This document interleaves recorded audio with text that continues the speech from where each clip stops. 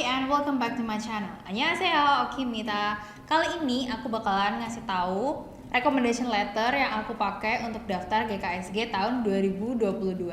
Jadi buat teman-teman yang belum tahu recommendation letter itu apa, jadi sesuai dengan namanya, recommendation letter itu adalah surat rekomendasi. Jadi ini tuh ditulis orang lain untuk kita gitu ya. Jadi merekomendasikan kita untuk beasiswa itu. Nah, karena di sini aku bahasnya tentang GKS, jadi istilahnya kayak aku minta orang lain buat nulis surat rekomendasi aku supaya aku bisa keterima di beasiswa GKS. Nah, istilahnya kayak gitu. Jadi apa aja sih yang ada di surat rekomendasi itu aku bakalan bahas di video ini. Nah, di sini aku udah ada laptop aku, jadi aku bakalan spill recommendation letter aku isinya kayak gimana. Nah, jadi ini pembukanya ada Dear Sir or Madam.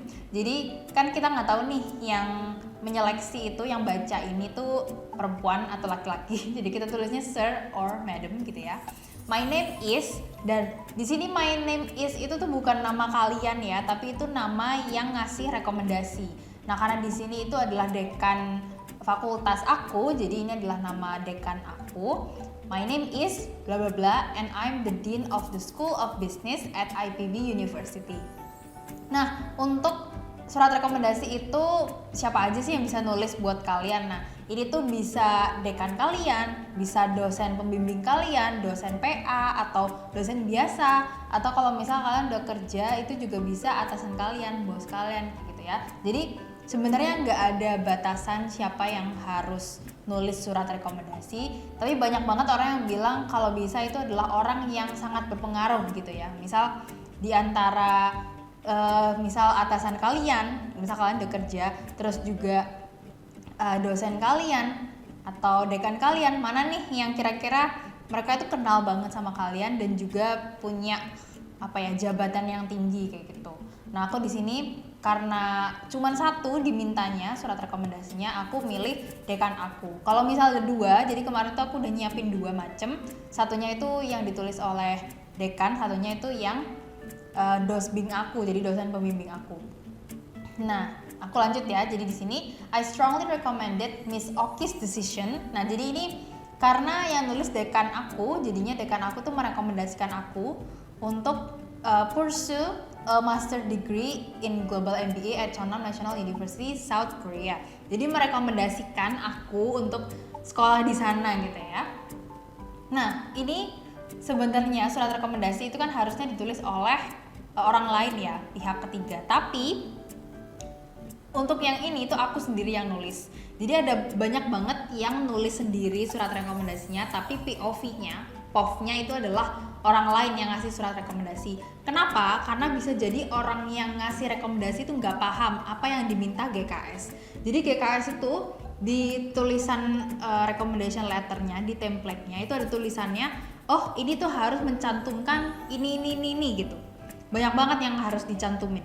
Dan aku pernah minta untuk dekan aku nulis recommendation letter buat aku, dan itu jadinya dikit banget, dan itu cuman sangat-sangat general. Kayak misal, oh Miss Oki itu baik dan mengerjakan tugas dengan benar dan dapat IPK yang bagus, itu kan sangat-sangat standar dan basic ya.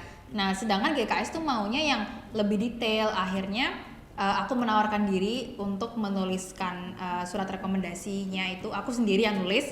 Habis itu nanti aku kasih ke dekan aku, sama dekan aku dibaca dan di approve, habis itu ditandatangan. Jadi sebenarnya nggak apa-apa banget untuk surat rekomendasi itu kalian sendiri yang tulis, karena takutnya nih ya kalau misal yang ngasih surat rekomendasi itulah yang nulis, itu jadinya kurang cocok sama apa yang GKS minta gitu. I have known Miss Oki for 3 years in the School of Business at IPB University. Jadi kasih tahu udah berapa lama sih pihak yang ngasih surat rekomendasi ini tuh tahu kalian gitu ya. Karena ini dekan aku taunya selama 3 tahun, jadi 3 tahun. Nah, the first time I met Miss Oki was in her 4th semester.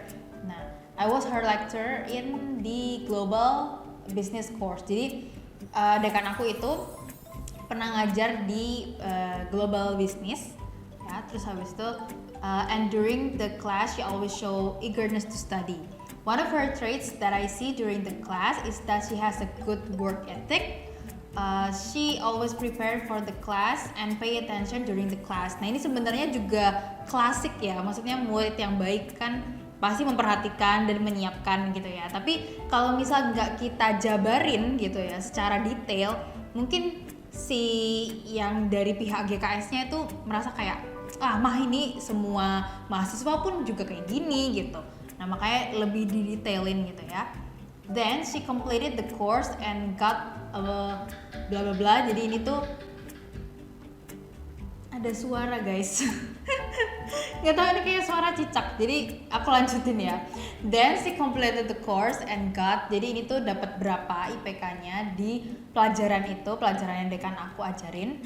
Furthermore, Miss Oki also showed excellent academic result not only in this course but in the other courses as well. Jadi maksudnya nggak cuma di global business aja yang nilainya bagus, tapi yang lain juga gitu. This is proven by her GPA of, jadi ngasih tahu IPK aku tuh berapa, which shows her enthusiasm for learning. Nah terus habis itu lanjut, tadi kan udah ngomongin tentang ya paragraf pertama kan perkenalan yang ngasih surat rekomendasi. Habis itu yang kedua adalah ngasih tahu ketemunya aku tuh kapan dan dalam hal apa dan kenapa aku tuh menarik gitu di mata yang ngasih surat rekomendasi. Nah terus habis itu paragraf ketiga itu kayak rangkuman dari personal statement yang sebelumnya aku jelasin di video ini, personal statement. Kalau kalian belum lihat yang personal statement silahkan cek. Aku juga bikin video tentang study plan, jadi bisa kalian cek juga di sebelah sini. Nah jadi ini tuh rangkuman kegiatan aku, jadi mulai dari BEM, volunteer, terus habis itu exchange, semuanya aku tulis di satu paragraf ini. Jadi kayak dirangkum gitu ya.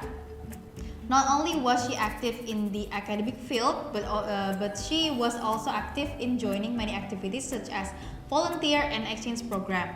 Nah ini jadi pokoknya jelasin kalau misalnya aku tuh nggak cuman akademik doang nih yang bagus, tapi yang lain juga gitu. Nah, she went to Sri Lanka for a volunteer program in 2019, studied at City University of Applied Sciences in Germany as an exchange student during fall semester, 2019 until 2020, and studied at Chonnam National University in South Korea as an exchange student during spring semester in 2021. Jadi pokoknya kayak itu jadi satu kalimat ya semuanya kegiatan volunteer dan exchange aku. She was awarded the Asian International Mobility for Students. Jadi ini adalah beasiswa AIMS yang sering banget aku sebutin. Itu kepanjangannya adalah Asian International Mobility for Students. Now, while she was studying in South Korea, throughout her study at Chonnam National University, she was also writing her final bachelor thesis and participated in activities held by Chonnam National University.